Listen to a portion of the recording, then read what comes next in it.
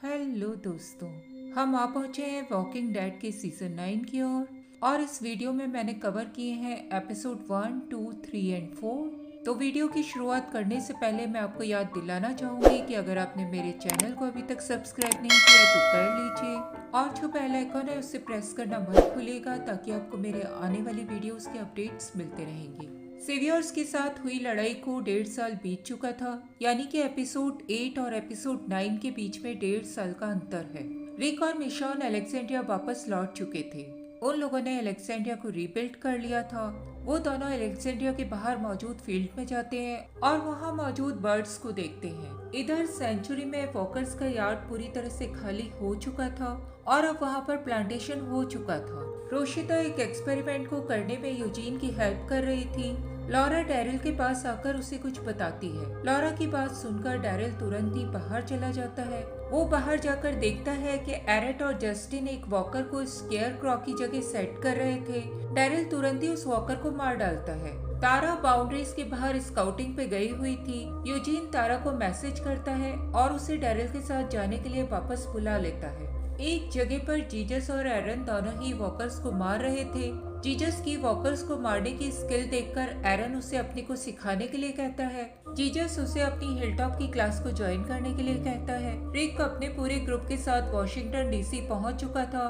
Daryl उसे वहां जाकर ज्वाइन करता है। रिक अपने पूरे ग्रुप के साथ स्मिथसोनियन म्यूजियम के आगे पहुंच जाता है। उन लोगों का इरादा वहां से फार्मिंग इक्विपमेंट्स और सीड्स कलेक्ट करने का था। उन लोगों का पूरा ग्रुप म्यूजियम के अंदर पहुंच जाता है। उन लोगों को म्यूजियम के ग्लास के फ्लोर के नीचे बहुत सारे वॉकर्स दिखाई देते हैं। वो लोग उस ग्लास के फ्लोर से बचते हुए ऊपर की ओर चढ़ जाते हैं। एक वॉकर तभी ऊपर से उस ग्लास के फ्लोर के ऊपर गिरता है और ग्लास का फ्लोर थोड़ा सा क्रैक हो जाता है। डैरिल तुरंत ही उस वॉकर को मार डालता है। रिक ने अपने ग्रुप के सभी लोगों को पहले से एक लिस्ट प्रोवाइड कर दी थी। वो अपने ग्रुप के सभी लोगों से सेफ रहने के लिए कहता है और वो सभी लोग अलग अलग डायरेक्शन में चले जाते हैं। बेसमेंट में सिद्दीक का सामना एक वॉकर से होता है। उस वॉकर्स के हेड में बहुत सारे स्पाइडर्स थे।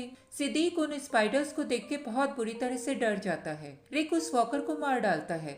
एरिट सिद्दीक की इस हालत को देखकर उसके ऊपर हंसने लग जाती है। सिद्दीक रिक के सामने एडमिट करता है कि उसे स्पाइडर से बहुत ज्यादा डर लगता है। हॉलवे में गैब्रियल एक वॉकर को अपनी तलवार से मार डालता है। वो उस वॉकर को उसी हालत में वहाँ पर छोड़ देता है। वो वॉकर वहाँ पर बने ह्यूमन इवोल्यूशन का ही एक पार्ट दिखाई दे रहा था। जेडिस, जिसे कि अब हम एनी के नाम से जानते हैं, वो वहाँ पर आती है और उस सीन को देखकर हंसने लग जाती है। सिंडी को स्टेयर्स पे एक कैनोई दिखाई देती है। उसे देखकर उसे अपने भाई की याद आ जाती है। डैरिल उस वक्त उसके साथ था। सिंडी और डैरिल दोनों मिलकर उस कैनोई को उतार लेते हैं। बेसमेंट में रिक और उसके पूरे ग्रुप को सीड्स के पैकेट्स मिल जाते हैं। रिक उसके लिए एनी को थैंक्स कहता है क्योंकि एनी के ही कारण वो लोग उस म्यूजियम तक पहुंचे थे। एनी बाद में गैब्रियल को बताती है कि वो टीचिंग किया करती थी और अपने स्टूडेंट्स को एक बार उस जगह लेकर आई थी। मैगी कैरोल और मिशॉन को बताती है कि हिलटॉप में उसके और ग्रेगरी के बीच में इलेक्शन हुआ था। मैगी उस इलेक्शन को जीतकर हिलटॉप की लीडर बन गई थी। मिशॉन वहाँ मौजूद एक पॉलिटिकल बोर्ड को देखती है जहाँ पर बहुत सारी डिफरेंट कॉलोनीज को कनेक्ट करने के लिए बहुत सारे रूल्स लिखे हुए थे। रिक और उसके ग्रुप के सभी लोग एक जगह पर इकट्ठे होते हैं। वो लोग मिलकर सीढ़ियों से एक वैगन को नीचे उतारने की कोशिश करते हैं। वो लोग बहुत ही सावधानी से उस वैगन को नीचे उतार रहे थे क्योंकि सीढ़ियों के तुरंत नीचे ग्लास फ्लोर था जिसके टूट जाने का डर था। अचानक ही वो ग्लास फ्लोर एक जगह से क्रैक हो जाता है और इजेकिल, जिसके पेट में रस्सी बंधी हुई थी, वो उस होल से नीचे गिर जाता है। नीचे मौजूद वॉकर्स इजेकिल को अपनी तरफ खींचने की कोशिश करने लग जाते हैं। डैरिल उनमें से कुछ वॉकर्स को मार डालता है और रिक अपने पूरे ग्रुप की मदद से इजेकिल को ऊपर खींच लेता है। कैरोल तुरंत ही इजेकिल के पास जाती है और उसे किस कर लेती है। रिक अपने पूरे ग्रुप के साथ डीसी से निकल जाता है। वो सभी लोग अपनी अपनी कम्युनिटीज के डायरेक्शन में मूव करने की प्लानिंग करते हैं। एल्डन कैनेथ और मार्को के साथ था। वो हिलटॉप की कुछ बातों को उन लोगों के साथ डिस्कस करने लग जाता है, जबकि इजेकिल एक रिंग निकालकर कैरोल को प्रपोज कर देता है। कैरोल इजेकिल को उस वक्त मना कर देती है और उसे कहती है कि वो टाइम प्रपोजल का राइट टाइम नहीं है। इजेकिल कैरोल की इस बात को सुनकर हंसने लग जाता है और उसे कहता है कि वो उसे बहुत प्यार करता है। रोशिता और डैरिल ग्रुप के बहुत आगे पहुंच चुके थे। वो लोग अपने ग्रुप वापस लौट कर आते हैं और उन लोगों को आकर बताते हैं कि मेन ब्रिज वॉकर्स के गुजर जाने के कारण टूट चुका है। रिक, तारा, गैब्रियल, एरन और एनी को अलेक्जेंड्रिया जाने के लिए कहता है। बाकी के लोग दूसरे रास्ते से होते हुए हिलटॉप तक जाने की प्लानिंग बनाते हैं। दूसरे रास्ते पर थोड़ा आगे बढ़ते ही उन लोगों की वैगन कीचड़ में फंस जाती है। आसपास की झाड़ियों से बहुत सारे वॉकर्स उन लोगों की तरफ बढ़ना शुरू कर देते हैं। सभी लोग वैगन से सप्लाईज उठाते हैं और एक और चले जाते हैं। कैन अपने घोड़े को वैगन से बंधा हुआ देखता है। वो तुरंत ही अपने हॉर्स को छुड़ाने के लिए वैगन की ओर आ जाता है। कैन अपने हॉर्स को छुड़ाता है, तभी उसे एक वॉकर बाइट कर लेता है। हॉर्स भी वॉकर के आने से बहुत ज्यादा घबरा गया था। वो बहुत तेजी से दौड़ता है, जिसके कारण केन को चोट लग जाती है। सिद्दीक और एनिट कैन को बचाने की कोशिश करते हैं, लेकिन कैन की इंटरनल ब्लीडिंग के कारण उसी वक्त डेथ हो जाती है। मैगी कैन की डेथ से बहुत ज्यादा दुखी हो जाती है। वो धीरे से उसके हेड में स्टैब करके उसे खत्म कर देती है। सभी लोग हिलटॉप पहुंच चुके थे।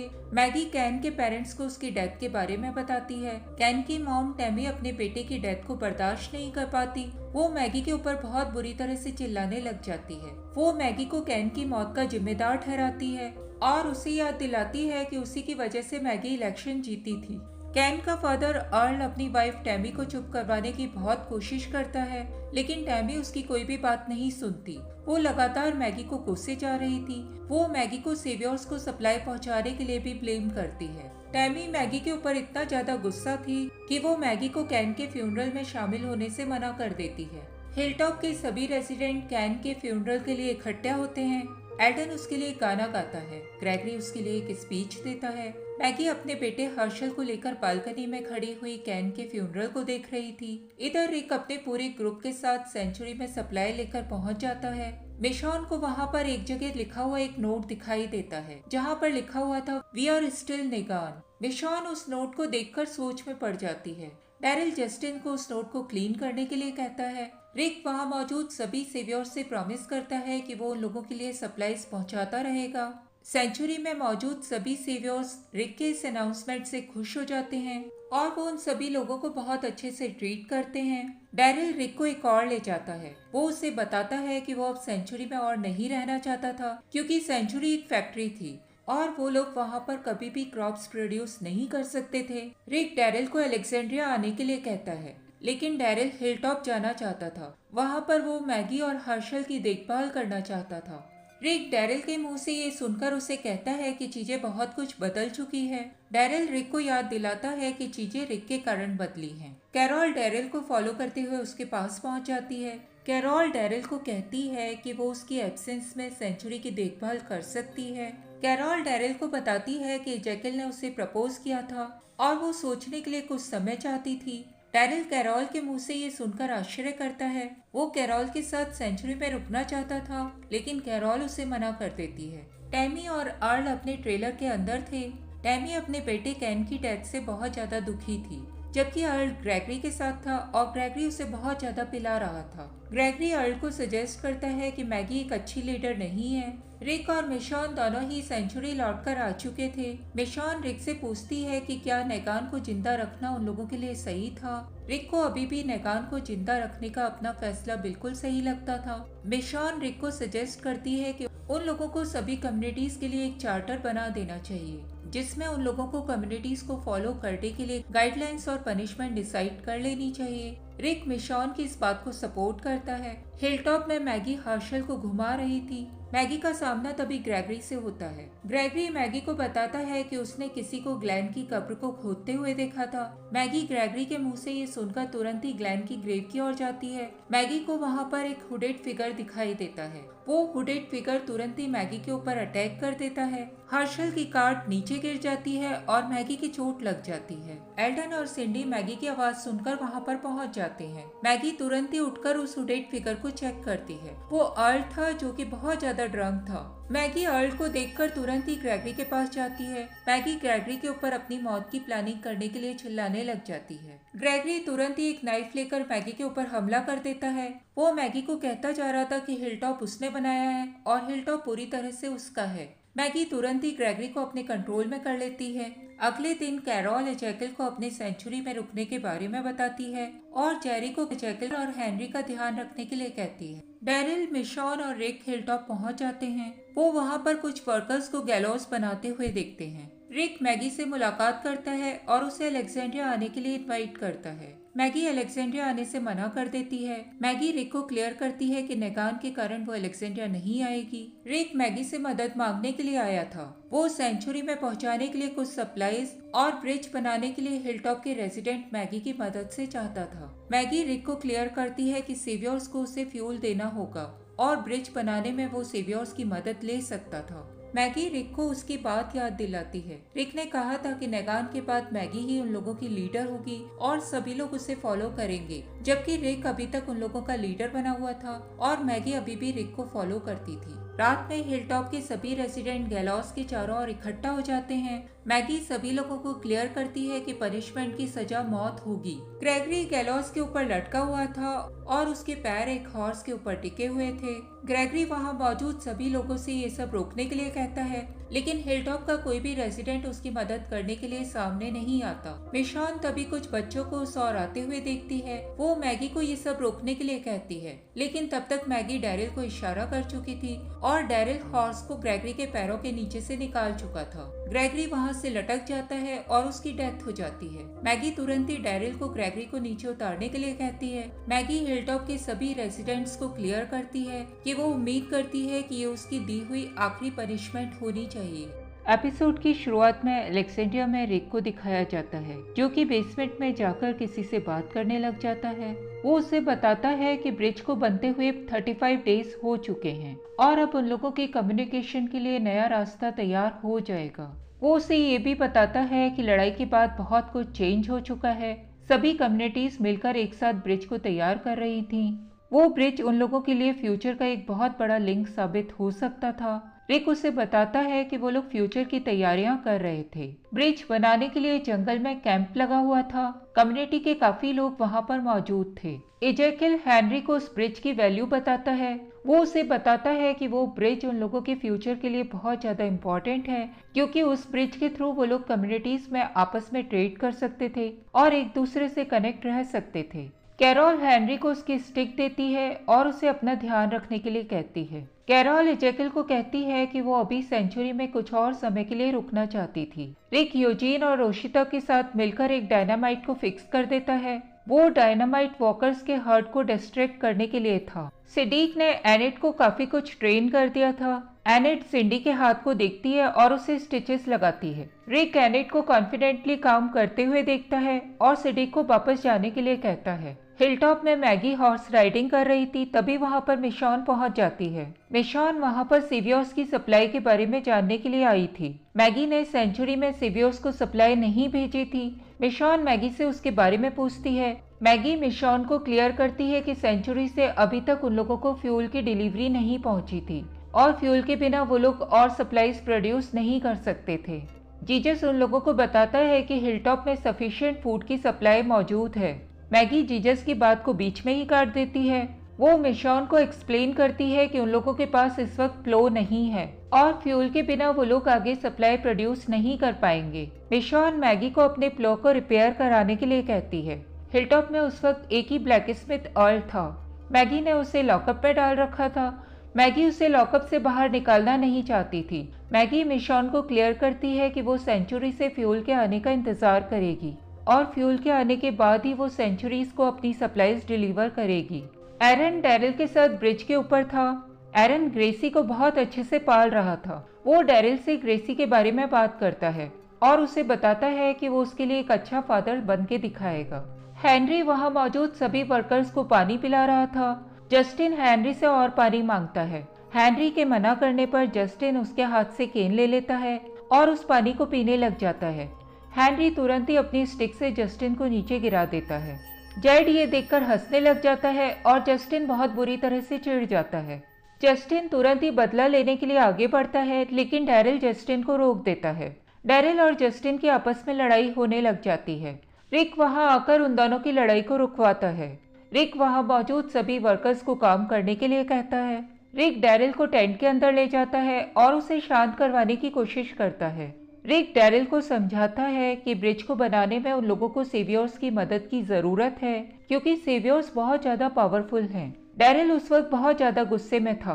वो रिक को कहता है कि सेवियर्स रिक के समझाने के बावजूद रास्ते पर आने वाले नहीं थे। कैरोल रिक को उस वक्त डैरिल को उसी हालत में छोड़ देने के लिए कहती है। वो रिक को सजेस्ट करती है कि उसे डैरिल से बाद में बात करनी चाहिए। इधर हिलटॉप में टैमी अर्ल से मिलना चाहती थी। वो इस बारे में जीजस से बात करती है। जीजस टैमी को अर्ल से मिलवाने से मना कर देता है। जीजस टैमी से कहता है कि वो इसमें उसकी कोई भी मदद नहीं कर सकता था।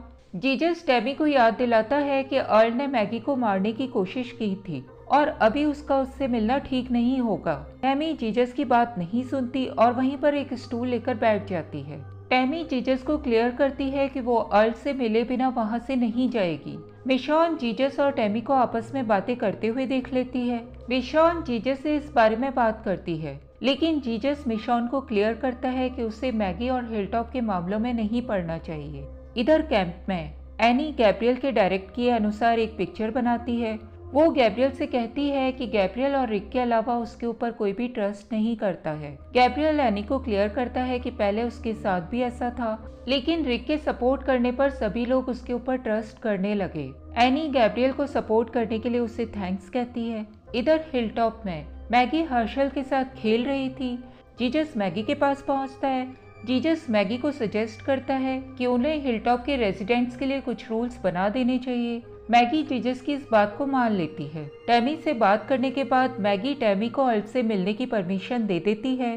टैमी अर्ल से उस मोमेंट को भूलने के लिए और मैगी से माफी मांगने के लिए कहती है। मैगी एक तरफ खड़ी हुई उन दोनों की बातों को सुन रही थी। मैगी उन दोनों की बातें सुनकर इमोशनल हो जाती है। टैमी के जाने के बाद मैगी अर्ल से मुलाकात करती है। अर्ल मैगी को बताता है कि उसने कैन के बचपन को नहीं देखा था, क्योंकि उस वक्त वो ज्यादातर ड्रंक रहा करता था। इधर जंगल में रोशिता और एरिड दोनों ही डायनामाइट को एक्सप्लोड कर देते हैं, जिसके कारण वॉकर्स का हर्ट एक दूसरे डायरेक्शन की ओर मूव कर जाता है।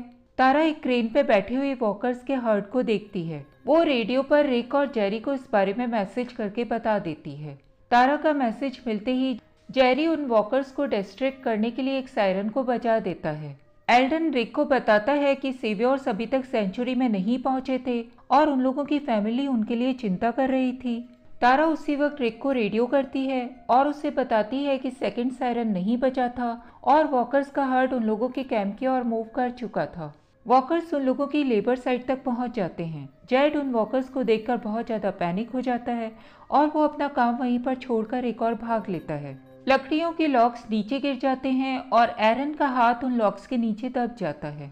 डैरिल वहां मौजूद वॉकर्स को मारने लग जाता है और अपने सभी साथियों से एरन को बचाने के लिए कहता है। वो सभी लोग मिलकर एरन को लॉक के नीचे से निकालते हैं। एरन की आर्म बहुत बुरी तरह से जख्मी हो चुकी थी। डैरिल एरन को कैंप में लेकर आता है। रिक अपने बाकी साथियों के साथ वहां पहुंच जाता है। रिक लॉक्स पे बंधी हुई रस्सी को काट देता है। वॉकर्स लॉक्स के नीचे दबकर क्रश होने लग जाते हैं। डैरिल एरन को इन्फर्मरी लेकर आता है। एनेट एरन की हालत को देखती है और तुरंत ही उसके हाथ को काट देती है। डैरिल दूसरे सायरन के न बजने से बहुत ज्यादा गुस्सा था। वो तुरंत ही जस्टिन के पास जाता है। डैरिल जस्टिन से सेकंड सायरन न बजने का कारण पूछता है। जस्टिन डैरिल को क्लियर करता है कि उन लोगों का सायरन चार्ज नहीं था और इसी कारण वो टाइम पर बज नहीं पाया था। डैरिल जस्टिन के ऊपर बहुत ज्यादा गुस्सा करता है और एक बार फिर उसे मारने लग जाता है। कैरोल आगे बढ़कर डैरिल को रोकती है। इधर हिलटॉप में मैगी मिशॉन को क्लियर करती है कि वो सभी कम्युनिटीज के लॉज को बनाने में उसका सपोर्ट करेगी। मैगी मिशॉन की इस बात से सहमत थी कि उन लोगों को अर्ल को सेकेंड चांस देना चाहिए था। मैगी मिशॉन को क्लियर करती है कि ग्रेगरी अच्छा आदमी नहीं था। उसे उसने कई बार चांस दिए थे, लेकिन वो अपनी हरकतों से बाज नहीं आया था और इसीलिए मैगी को उसे पनिशमेंट देना पड़ा था। रात के समय कैंप में रिक जस्टिन के पास आता है। रिक जस्टिन को वहां से अपना सामान लेकर जाने के लिए कहता है। रिक जस्टिन को वार्न करता है कि वो आइंदा उन लोगों के कैंप के पास न दिखे। रिक एनेट के पास जाता है और एरन की हेल्प करने के लिए उसे थैंक्स कहता है। रिक इसके बाद एरन के पास जाकर उसके हालचाल पूछता है। इधर एनी गैब्रियल से पूछती है कि उसने किसकी पिक्चर ड्रॉ करवाई थी। गैब्रियल उसे बताता है कि वो उसकी चर्च में काम करने वाली एक लेडी थी, जिसे कि वो बहुत प्यार करता था। लेकिन वो उसे अपनी कायरता की वजह से खो चुका था। एनी गैब्रियल को पसंद करने लगी थी। एनी तुरंत ही गैब्रियल को अप्रोच करती है। गैब्रियल हंस के उसे याद दिलाता है कि वो इस वक्त गार्ड की ड्यूटी पर है। एनी गैब्रियल की इस बात को इग्नोर करती है। कैरोल इजैकिल के पास जाती है और उससे रिंग के बारे में पूछती है। इजैकिल कैरोल के मुंह से ये सुनकर बहुत ज़्यादा एक्साइटेड हो जाता है। वो अपनी स्पीच कैरोल को सुनाने वाला होता है। कैरोल उसे रोक देती है और उसके हाथ से रिंग पहन लेती है। कैरोल इजैकिल को कहती है कि वो उसकी स्पीच बाद में सुनेगी। वो दोनों आपस में किस करते हैं। रिक अपने कैंप में से उन दोनों को देखकर खुश होता है। रिक अपने ब्रिज बनने की पूरी कहानी बेसमेंट में बैठा हुआ नेगान को सुना रहा था। वो नेगान को क्लियर करता है कि वो फ्यूचर के लिए एक लिंक तैयार कर रहा था। नेगान रिक की इस बात को सुनकर हंसता है और उसे कहता है कि वो नई दुनिया नेगान के लिए तैयार कर रहा था। इधर एनी गार्ड पोस्ट पर बैठी हुई थी। उसे ऊपर एक हेलीकॉप्टर जाता हुआ दिखाई देता है। एनी उस हेलीकॉप्टर को देखकर नर्वस दिखाई देने लग जाती है। इधर जस्टिन जंगल में से जा रहा था। तभी अचानक उसे कोई आवाज सुनाई देती है। जस्टिन अपने सामने मौजूद लोगों से पूछता है कि वो लोग वहाँ क्या कर रहे थे। तभी कोई जस्टिन को बहुत बुरी तरह से मार डालता है। एपिसोड की शुरुआत में दिखाया जाता है कि कुछ वॉकर्स जस्टिन की बॉडी को बाइट कर रहे थे। जस्टिन मर चुका था। वो तुरंत ही रिएनिमेट हो जाता है। उसके रिएनिमेट होते ही वॉकर्स उसे छोड़ देते हैं। जस्टिन के पीछे वाली बिल्डिंग पर फाइनल वार्निंग लिखा हुआ था। अलेक्जेंड्रिया में रिक अपने नॉर्मल रूटीन के हिसाब से उठता है, मिशॉन को किस करता है, कार्ल और जुडिथ के हैंडप्रिंट्स को देखता है और अलेक्जेंड्रिया का एक राउंड लगाने के लिए चला जाता है। रिक अलेक्जेंड्रिया का राउंड लगाकर वापस आता है और मिशॉन से कहता है कि उन लोगों को अब फ्यूचर बनाने के बारे में सोचना चाहिए। रिक का मतलब मिशॉन और उसके बेबी से था। मिशॉन रिक को इसके लिए हाँ कह देती है और वो दोनों आपस में फिजिकली इंटीमेट होते हैं। इधर रोड के ऊपर मैगी और कार्ल सेंचुरी के लोगों के लिए फूड सप्लाईज ले जा रहे थे। उन लोगों को रास्ते में सेवियर्स का एक ग्रुप रोक लेता है। सेवियर्स का ग्रुप मैगी से अपने मिसिंग लोगों के बारे में पूछताछ करता है। जेट सप्लाईज में रखा हुआ एक टमाटो लेके खाने लग जाता है। मैगी उसे इसके लिए टोकती है। बाकी सभी सेवियर्स मैगी को वहाँ से जाने के लिए कहते हैं। तभी उन लोगों को रिएनिमेटेड जस्टिन दिखाई दे जाता है। अलेक्जेंड्रिया में रिक और मिशॉन जुडिथ के साथ फैमिली टाइम स्पेंड कर रहे थे। स्कॉट रिक के पास आता है और उसे जस्टिन के बारे में बताता है। कैंप में सभी सेवियर्स जस्टिन की अचानक हुई डेथ से बहुत ज्यादा डरे हुए थे। एल्डन उन सभी लोगों को कहता है कि वो जस्टिन की मौत का पता लगाकर रहेगा। जेट तुरंत ही आगे बढ़कर एल्डन को एक पंच मारता है और उसे बताता है कि वो अब उन लोगों में से नहीं है। कैरोल तुरंत ही अपनी गन लेकर सभी सेवियर्स को कंट्रोल करती है।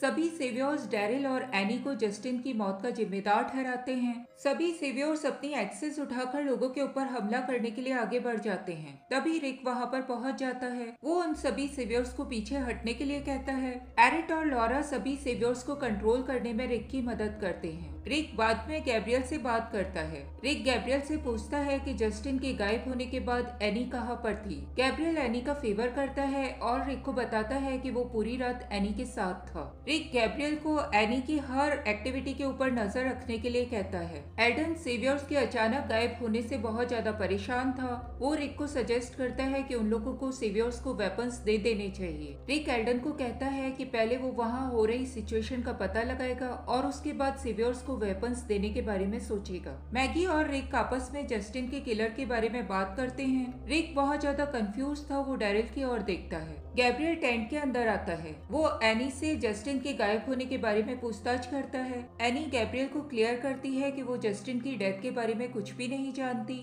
एनी गैब्रियल से जानना चाहती थी कि क्या वो उसके ऊपर शक कर रहा था। रिक डैरिल के पास जाता है और उसे बताता है कि जस्टिन को एरो या बोल्ट से मारा गया था। डैरिल रिक को क्लियर करता है कि उसने जस्टिन को नहीं मारा है और अगर वो जस्टिन को मारना चाहता तो सबके सामने मार सकता था। डैरिल एक बार फिर से रिक को क्लियर करता है कि सेवियर्स को छोड़ने का रिक का डिसीजन बिल्कुल भी सही नहीं था, लेकिन रिक डैरिल को कहता है कि फ्यूचर के लिए ये बहुत ज्यादा जरूरी था। रिक अपने ग्रुप के सभी लोगों को पेयर्स में बांट देता है और उन लोगों को जंगल के अंदर इन्वेस्टिगेट करने के लिए भेज देता है। मैगी और सिंडी जंगल के अंदर थे। मैगी को तभी एक घर की ओर से कुछ आवाजें आती हुई सुनाई देती है। मैगी वॉकर्स का ध्यान अपनी ओर अट्रैक्ट करती है और सिंडी को वहाँ पर इन्वेस्टिगेट करने के लिए कहती है। सिंडी जब उस घर को इन्वेस्टिगेट करने के लिए जाती है तब अंदर मौजूद वॉकर्स गेट को तोड़ते हुए बाहर आ जाते हैं। सिंडी को वॉकर्स बाइट करने ही वाले थे, तभी सिंडी को रिक, डैरिल और रोशिता आकर बचा लेते हैं। वो सभी लोग वॉकी टॉकी पर बियाट्रिस को कांटेक्ट करते हैं, लेकिन उन्हें उसका कोई भी रिस्पॉन्स नहीं मिलता।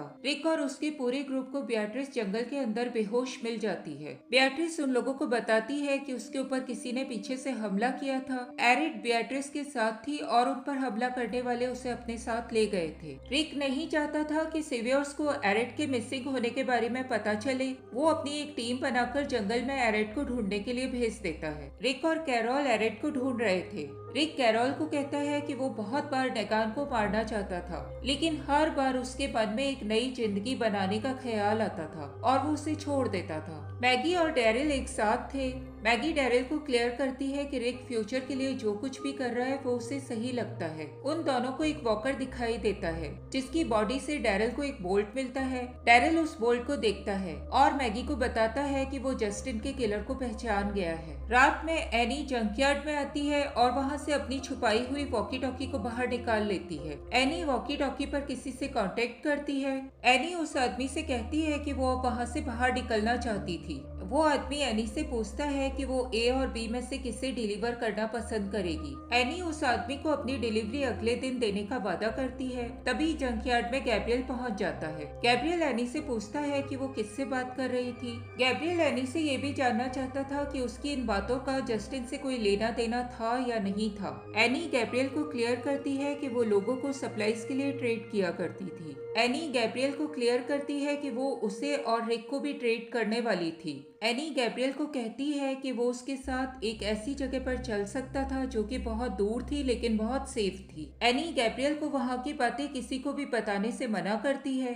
गैब्रियल इन सब बातों को रिक को बताना चाहता था। वो जंकयार्ड से बाहर की ओर निकलने लग जाता है। एनी तुरंत ही उसे बेहोश कर देती है और उसे बी कहकर बुलाती है। इधर जंगल में कैरोल और रिक को जेड अपने साथियों के साथ घेर लेता है। जेड तुरंत ही कैरोल को अपने नाइफ के पॉइंट पर ले लेता है। रिक जेड को अपने गन पॉइंट पर ले लेता है। जेड रिक से अपने ग्रुप को वेपन्स वापस देने के लिए कहता है। कैरोल तुरंत ही अपनी स्लीव के अंदर छिपाए गए नाइफ से जेड के ऊपर अटैक कर देती है और रिक के साथ मिलकर जेड और उसके साथी को कंट्रोल कर लेती है। इधर डैरिल और मैगी दोनों ही उस बिल्डिंग तक पहुंच चुके थे जहां पर फाइनल वार्निंग लिखा हुआ था। उन लोगों को वहां पर सिंडी अपने पूरे ओशन साइडर ग्रुप के साथ मिल जाती है। उन लोगों ने ही एरिड को बंदी बनाया हुआ था। सिंडी उन लोगों को बताती है कि उन लोगों का पूरा ग्रुप वहां पर रहा करता था और जस्टिन ने बियाट्रिस के हस्बैंड को मारा था, जबकि एरिड ने सिंडी के भाई को बहुत बुरी तरह से मारा था।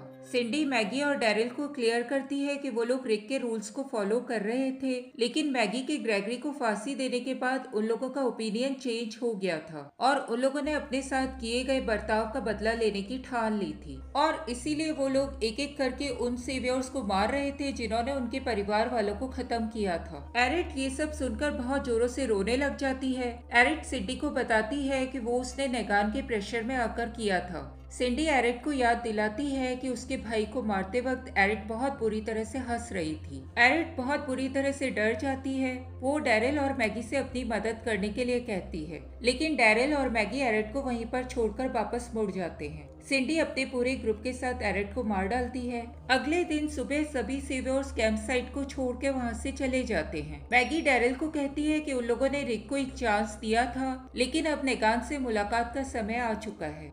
एलेक्सेंड्रिया में मिशॉन अपना दिन और दिनों के समान ही बिताती है। वो रात में उठकर जंगल के अंदर जाकर वहां मौजूद वॉकर्स को अपनी कटाना से मारा करती थी।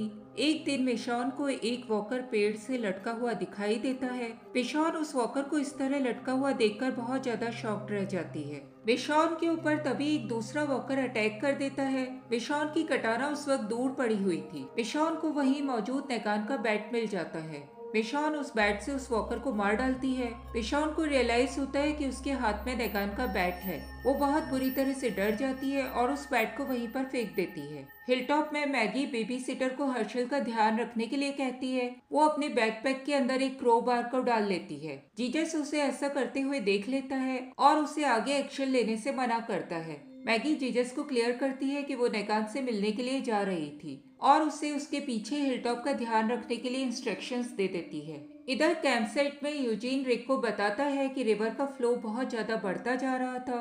जिसके कारण उन लोगों के ब्रिज के टूटने का खतरा था। रिक यूजीन को इसका सॉल्यूशन ढूंढने के लिए कहता है। टेंट के अंदर कैरोल रिक को क्लियर करती है कि वो अब सेंचुरी को और होल्ड नहीं करेगी। वो अब किंगडम वापस लौटना चाहती थी। कैरोल रिक को क्लियर करती है कि सिवियर्स को उन लोगों को खुद को एक्सप्लोर करने का मौका देना चाहिए। रिक कैरोल की इस बात को सुनकर बहुत ज्यादा उदास हो जाता है। जेरी वहाँ पर आता है और रिक को मैगी के अलेक्जेंड्रिया जाने के बारे में बता देता है। रिक तुरंत ही अलेक्जेंड्रिया में रेचल से रेडियो पर कांटेक्ट करता है और मैगी और उसके साथियों को अलेक्जेंड्रिया के बाहर ही रुकने का इंस्ट्रक्शन देता है। रेचल रिक का मैसेज रिसीव कर लेती है, लेकिन उसे इग्नोर करके मैगजीन पढ़ने लग जाती है। डैरिल रिक की बात सुन लेता है और उसे अपने साथ अलेक्जेंड्रिया चलने के लिए कहता है।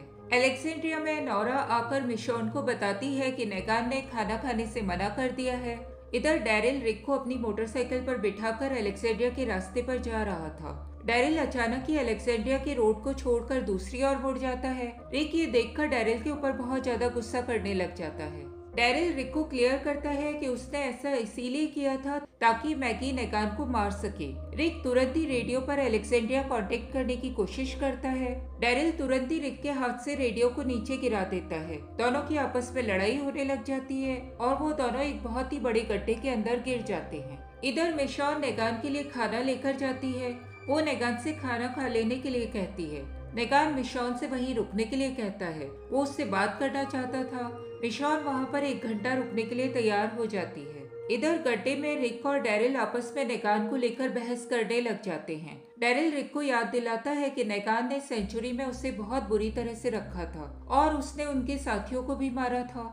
रिक डैरिल को क्लियर करता है कि अगर उन लोगों ने नेगान को मार दिया तो वो एक शहीद कहलाएगा और कार्ल का मरना बेकार हो जाएगा। डैरिल रिक को कहता है कि उसकी बातों को फॉलो करने के कारण बहुत लोगों की जान जा चुकी थी। रिक डैरिल को क्लियर करता है कि उसने किसी को भी अपने पीछे आने के लिए नहीं कहा था। सभी लोग अपनी मर्जी से उसके साथ जुड़े थे। अलेक्जेंड्रिया में नेगान मिशॉन को क्लियर करता है कि वो जेल के अंदर बंद रहने के लिए पैदा नहीं हुआ था और न ही मिशॉन बच्चों और लोगों की देखभाल करने के लिए बनी थी। मिशॉन नेगान को क्लियर करती है कि वो सिविलाइजेशन को एक बार फिर से बनाने का काम कर रही थी।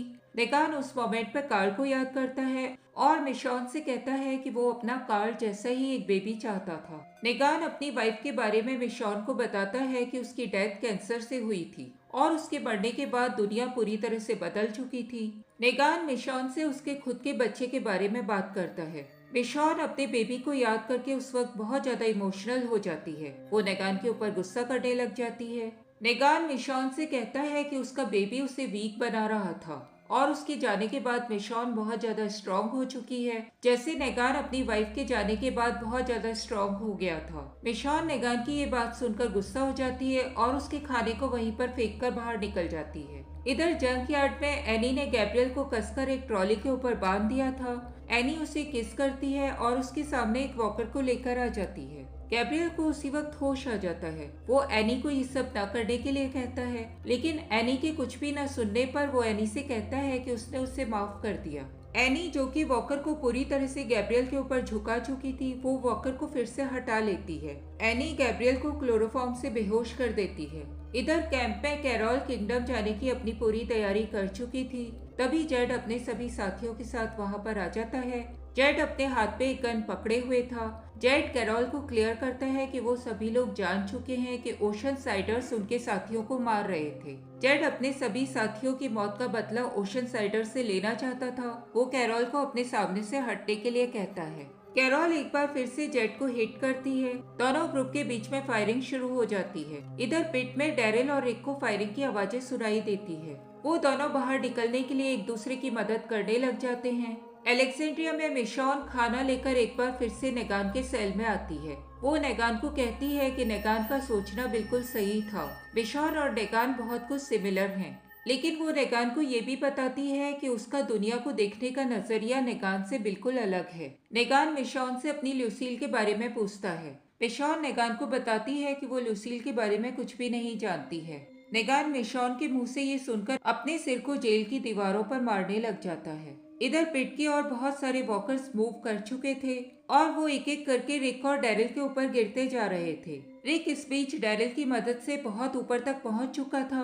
डैरिल उन वॉकर्स को एक के ऊपर एक रखता है और उनकी मदद से ऊपर चढ़ने लग जाता है। रिक किसी तरह से ऊपर पहुंचता है और फिर एक ट्री की मदद से डैरिल को भी ऊपर खींच लेता है। वो दोनों बाहर निकल के देखते हैं कि वॉकर्स ब्रिज के डायरेक्शन की ओर मूव कर रहे थे। रिक उन लोगों को डिस्ट्रैक्ट करने के लिए एक और बढ़ जाता है, जबकि डैरिल रिवर के डायरेक्शन में चला जाता है। इधर जंकयार्ड में गैब्रियल को होश आता है। वो अकेला था और बंधा हुआ था। उसे अपनी पॉकेट में एनी का लिखा हुआ लेटर मिलता है, जिसमें उसने लिखा था कि अगर तुम जल्दी जाना चाहते हो तो तुम्हें अकेला जाना चाहिए, और वो जल्दी जाना चाहती थी। गैब्रियल एनी के लेटर को पढ़कर बहुत जोरों से रोने लग जाता है। इधर अलेक्जेंड्रिया में मिशॉन जूडिथ को एक पिक्चर बुक से स्टोरी सुना रही थी। उसमें बने हुए बेसबॉल बैट को देखकर उसे लुसील की याद आ जाती है और वो डिस्टर्ब हो जाती है। इधर मैगी अलेक्जेंड्रिया की ओर मूव कर चुकी थी। उसे रास्ते में मिशॉन के मारे हुए बहुत सारे वॉकर्स दिखाई देते हैं। इधर रिक हॉर्स पे बैठा हुआ था और वॉकर्स को डिस्ट्रैक्ट करके एक पर्टिकुलर डायरेक्शन में ले जा रहा था। रिक को आगे जाने पर वॉकर्स का एक बहुत बड़ा हर्ड दिखाई देता है। रिक का हॉर्स उन वॉकर्स को देख के बहुत ज्यादा पैनिक हो जाता है। रिक उस हॉर्स के पैनिक होने से एक कंक्रीट के पैनल के ऊपर गिर जाता है। रिक के सिर में बहुत बुरी तरह से चोट लग जाती है। रिक दर्द से बहुत बुरी तरह से चिल्लाता है और बेहोश हो जाता है।